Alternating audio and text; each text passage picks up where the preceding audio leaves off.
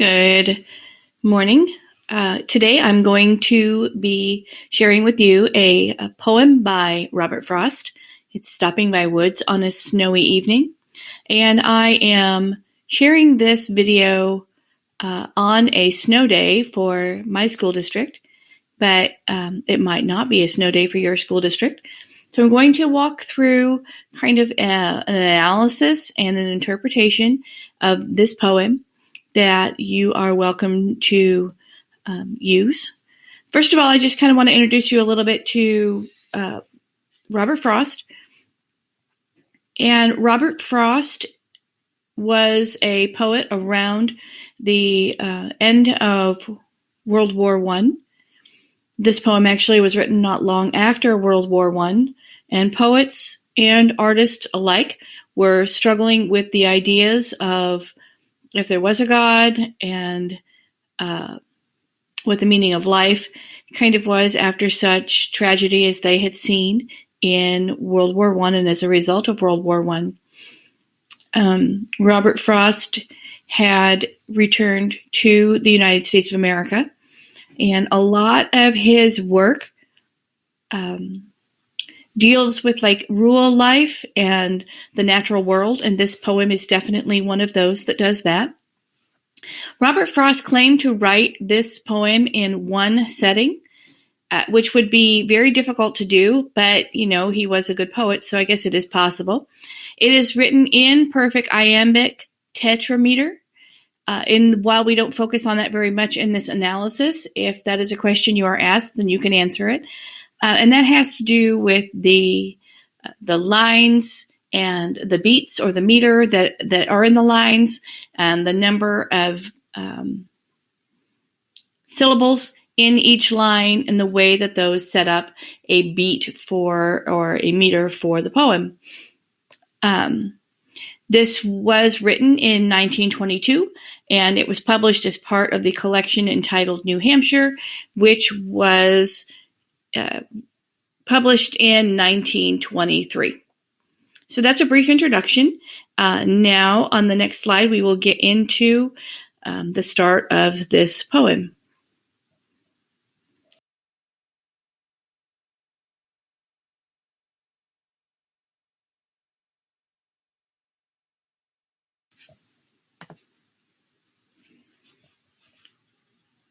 I'm going to read for you today the poem now. And what I want you to just kind of listen in this first reading is to try to figure out what's going on, to figure out what the setting is for this poem, and just an overall view of what is happening. So before we can really begin a thorough analysis, we first have to make sure that we have an understanding of what we are hearing. So enjoy while I read to you our poem for today. Whose woods these are, I think I know. His house is in the village, though. He will not see me stopping here to watch his woods fill up with snow. My little horse must think it queer to stop without a farmhouse near. Between the woods and frozen lake, the darkest evening of the year. He gives his harness bells a shake to ask if there is some mistake. The only other sounds the sweep of easy wind and downy flake. The woods are lovely, dark and deep, but I have promises to keep, and miles to go before I sleep, and miles to go before I sleep.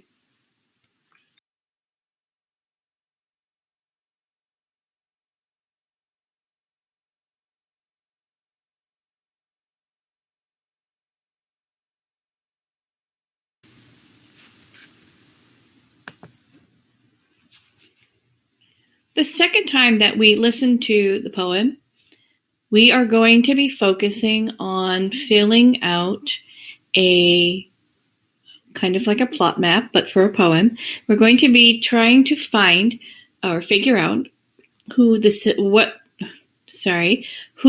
characters are, what the setting is, and then simply what we believe is happening in each of the stanzas.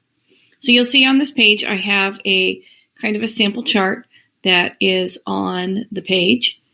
So as you're listening this time, you can be trying to figure out what you should be writing in each of these boxes. Whose woods these are, I think I know.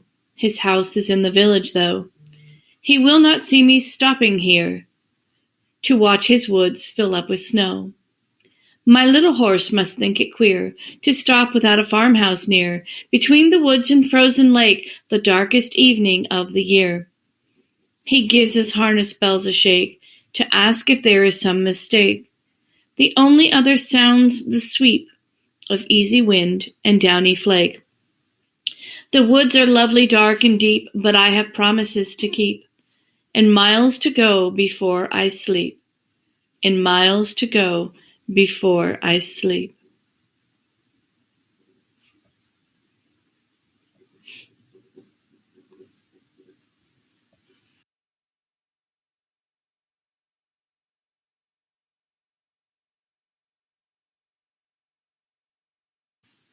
So hopefully you were able to figure out what some of the meaning is in each of the stanzas.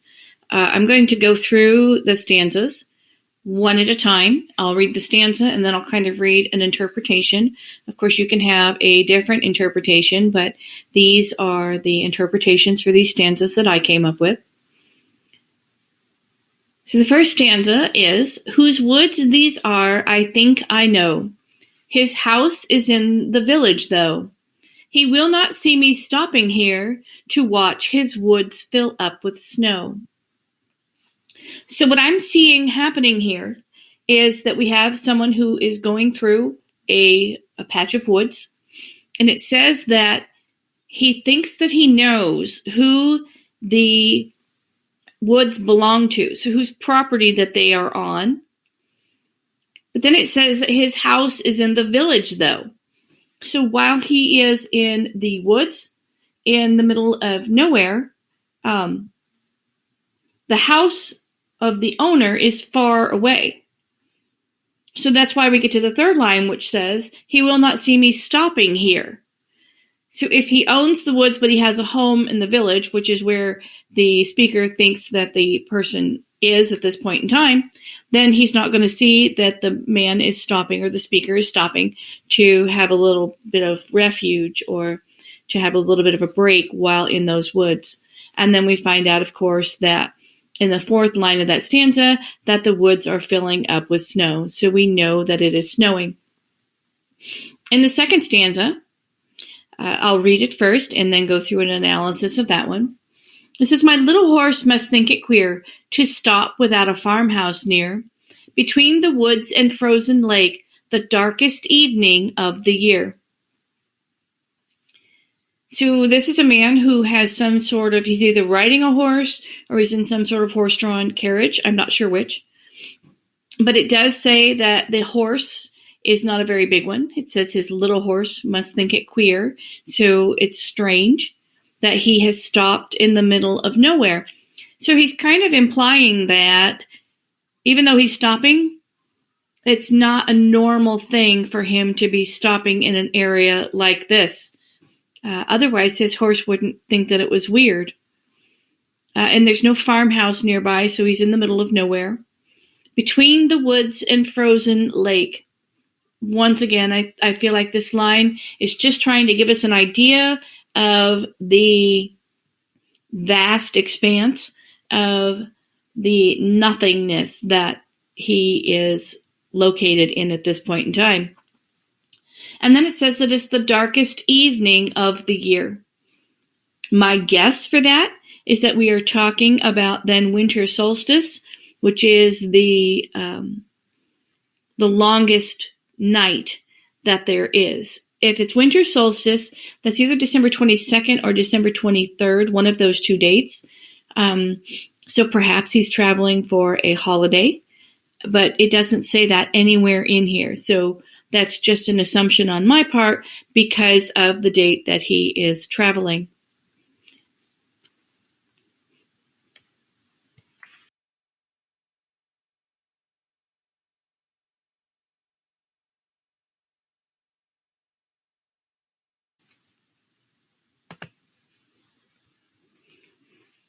Now we come to the third stanza of the poem. Once again, I'll read it, and then we'll go through an analysis of that stanza.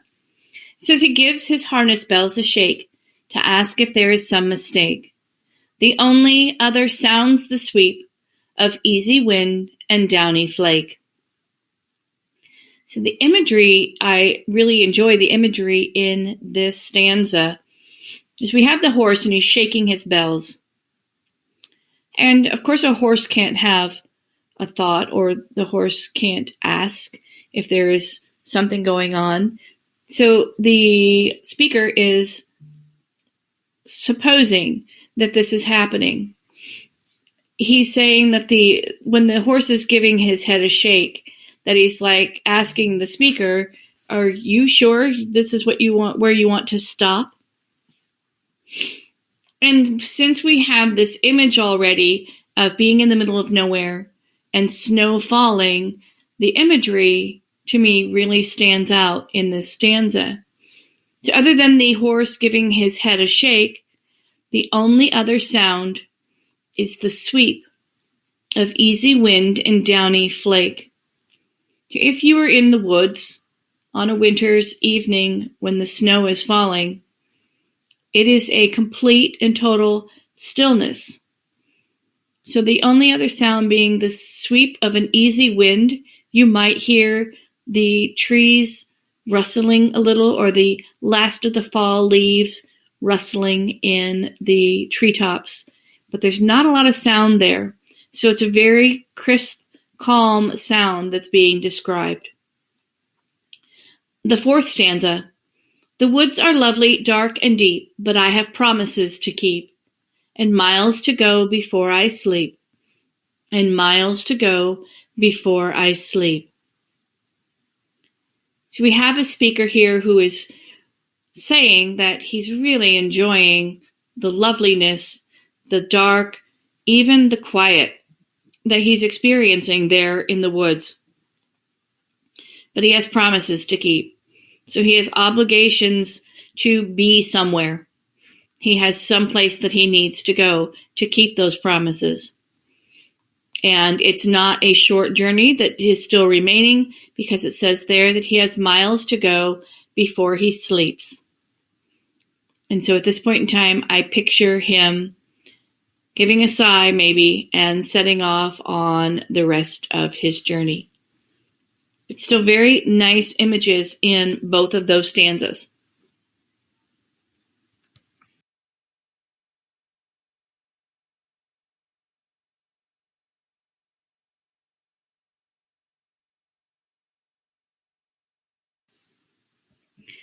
So now that we've gone through the poem and listened strictly for what we think that it means, and enjoyed a little bit of the imagery and everything that the poem has to offer, we're going to get a little bit deeper now into analyzing this poem. And one of the things that this poem has in it is referred to as alliteration. As you can see at the top of the screen, alliteration has to do with when a sound is repeated in words that are close together in a poem. And a lot of times the author will do this to help set the tone or the mood of the poem, and to draw emphasis to a feeling, or to draw emphasis to a particular thing that is happening in the poem. So the example that I gave here on the slide is birds sing sweetly. Now this has the S sound in all three of the words. It's at the end of the word birds, it's in sing, and it's in sweetly. It's giving us a kind of a sing-song almost feel to those words. And that's really one of the points of alliteration. This poem actually has several examples of alliteration. And there are different kinds of alliteration. There is consonants, which is where the alliteration happens at the beginning of words. There's assonance, which is where it has to do more with the vowel sounds in the words.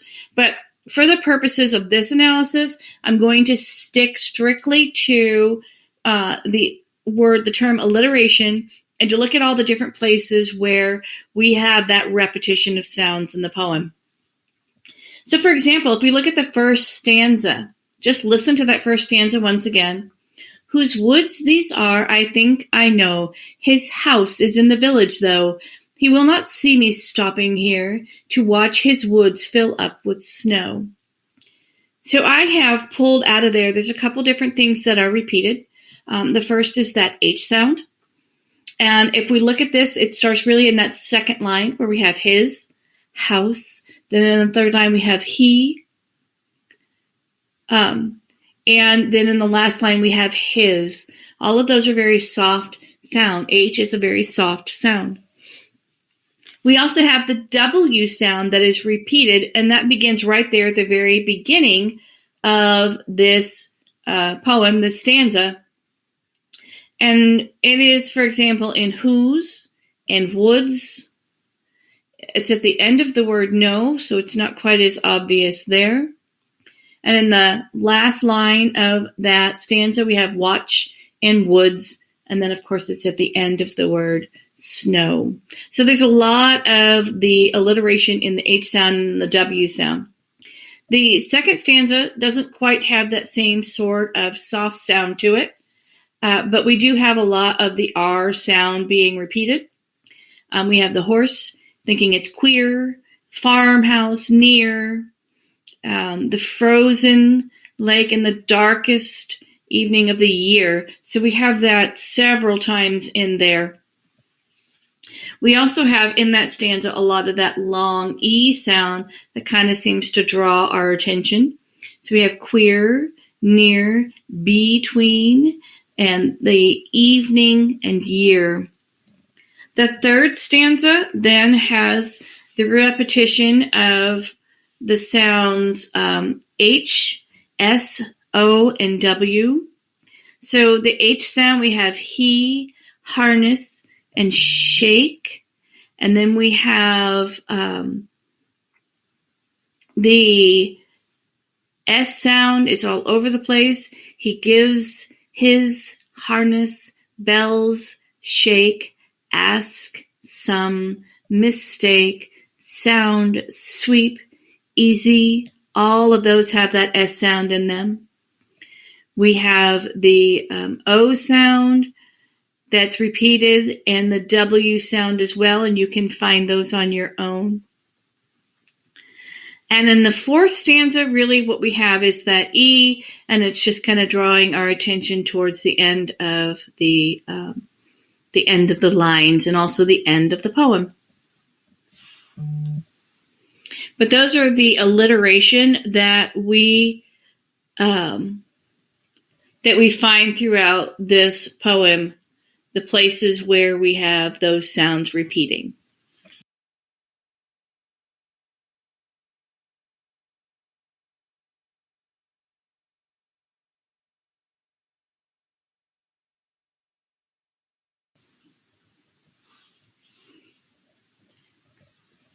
So the next thing that we're going to look at in this poem is the rhyme scheme.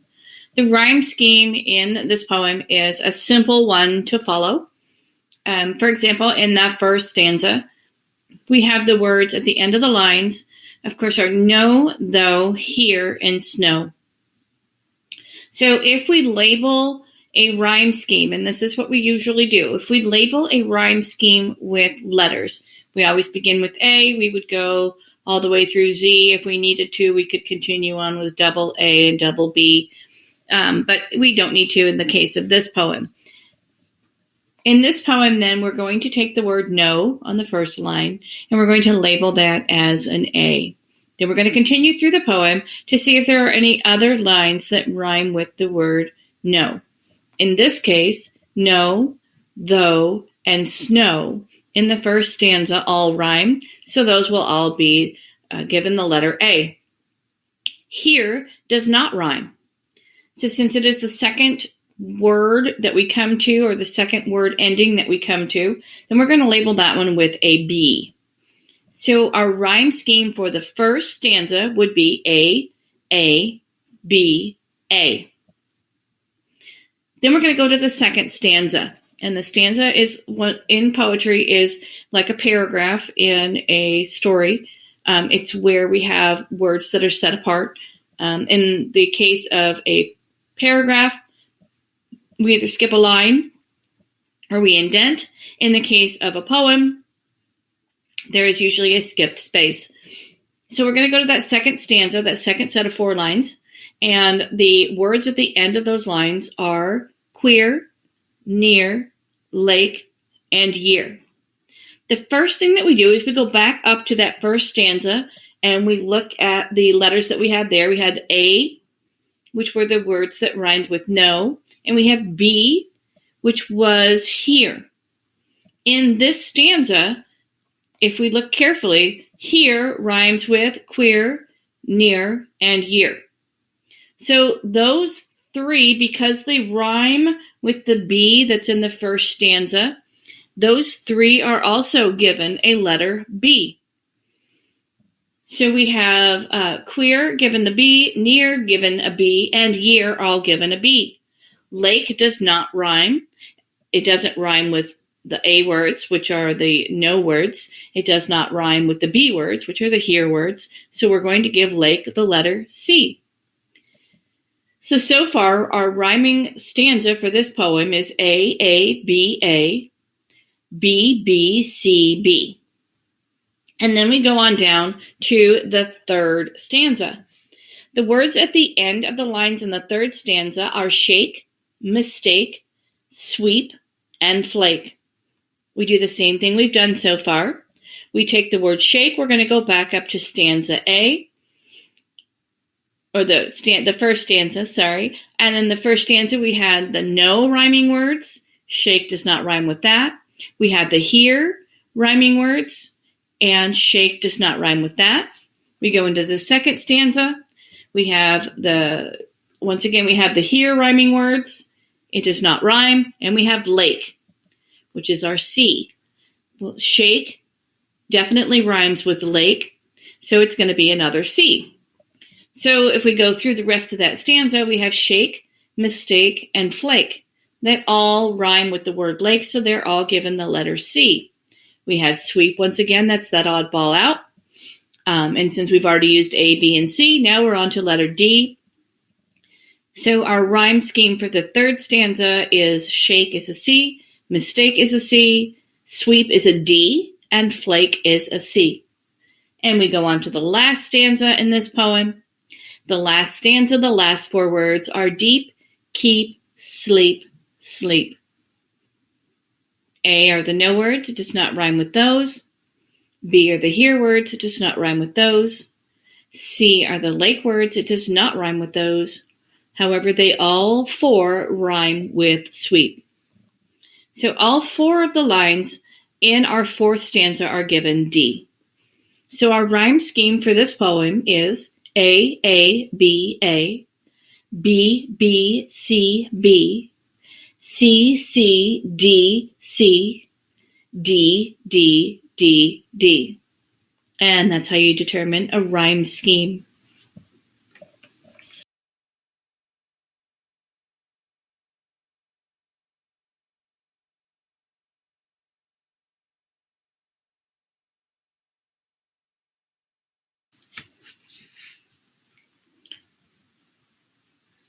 So the next thing that we're going to cover in our analysis of this poem is the idea of personification. Personification is when we give human characteristics to non-human things. When I teach this in the classroom, what I tell my students is to think about the movie Beauty and the Beast. Beauty and the Beast has all of the items in the house that the beast lives in are given very human characteristics. They talk, they move, they walk, they feel, they even fight a battle at the end of the movie. And that's really what personification is all about, is when we give human characteristics to non-human things. This can also be referred to as something called anthropomorphism. Anthropomorphism is technically more what's happening in this poem, because that is when an animal, a god, or an object thinks or feels like a human being does. And as you'll see in this poem, that's really what's happening. But the easier term for that is the personification, and it's one that we can focus on today. So the first example of both of these, personification or anthropomorphism, is in lines 5 and 6. Lines 5 and 6 say, "My little horse must think it queer to stop without a farmhouse near." Well, the horse wouldn't be having those thoughts or feelings. The horse would be walking. The speaker would pull on the reins and tell it to whoa, and the horse would stop. The horse isn't going to look at the person, the speaker, and be thinking, "Why are you stopping here? I don't understand. There's no house here. There's no place for me to get a drink or warm up." That's not the kind of thing that a horse would be doing. So the author is trying to really point out just how unusual it is for him to be stopping when there's nothing around him. Normally, I guess when this speaker makes a stop with his horse, he's stopping because he has arrived at his destination, but that's not the case today. So the personification is having the horse think that it is strange to be stopping in the middle of the nowhere. In lines 9 and 10, we have the horse once again being given some very human characteristics. The lines say, "He gives his harness bells a shake to ask if there is some mistake." Well, while the horse could definitely be shaking his bells or shaking his head, he is not going to be doing that as a way of asking a question. He's just going to be shaking his bells to maybe clear his head of some snow or something like that. But it's not going to be asking the speaker if there's a mistake in being stopped or they are stopped. So both of these instances in this poem are examples of personification. The horse is being given some human characteristics of questioning or asking his owner what's going on. Also, the anthropomorphism, because the horse has been given the ability to think and feel like a human does.